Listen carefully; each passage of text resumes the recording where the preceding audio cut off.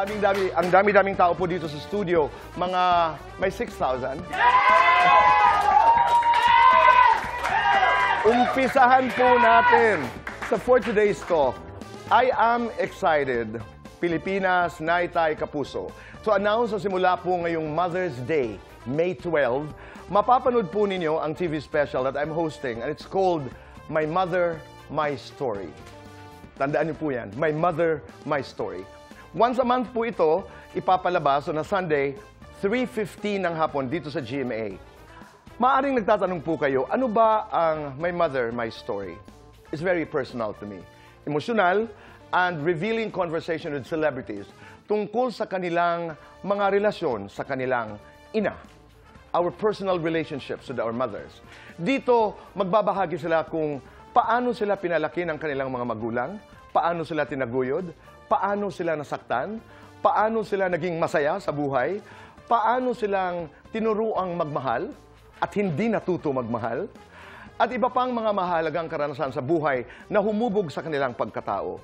But more than that, this conversation is also, and fundamentally about us and our mothers.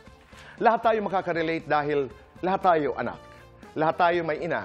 Tatay may ina. Ang kaibigan kong lalaki may ina. Lahat tayo may ina.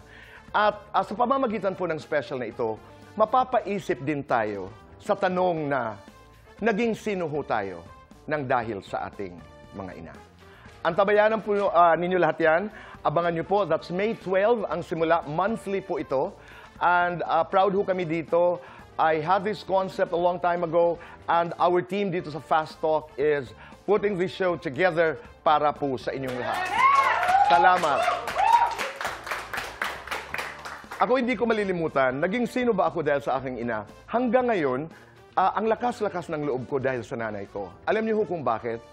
Nung ako'y bata, tuwing ako'y sumasali sa mga amateur singing contest, kumakanta ho ako sa mga declamation contest. Parating sinasabi ng nanay, bago magsimula ang contest, before a contest begins, boy, you are my winner. So, lagi nasa isip ko, paano naman ako matatalo? Para sa nanay ko, akong panalo. Ganun kalaki ang epekto ng ating mga ina. But we will talk about this further. Samantala, tuloy-tuloy pa rin po ang auditions para sa The Voice Kids. Sa lahat na may mga batang may pangmalakasang boses, ages 7 to 14. Mag-audition na ngayong May 11, May 25, at June 8 sa GMA Studio 6. Registration starts alas 8 po ng gabi. At sa mga singers sa Northern Mindanao, good news, dahil magkakaroon ng grand audition sa Cagayan de Oro para sa The Voice Kids. Tanghalan ng Kampiyon at The Clash. Gaganapin naman yan Sabado, May 4 sa Lim Ketkay Lux Hotel. Samantala, Naitay, Kapuso, kami nagluluksa, kami nakikiramay sa pamilya ng isang kaibigan, isang kapatid, one of my closest friends, direktor, a genius. Kasama ko po siya na naglakbay dito sa karera ko po sa telebisyon. Napakalungkot po namin, at sabi ko nga kami nagpapatuloy na magdasal, nakikiramay po ako sa kanyang pamilya mula sa kaibuturan ng aking puso.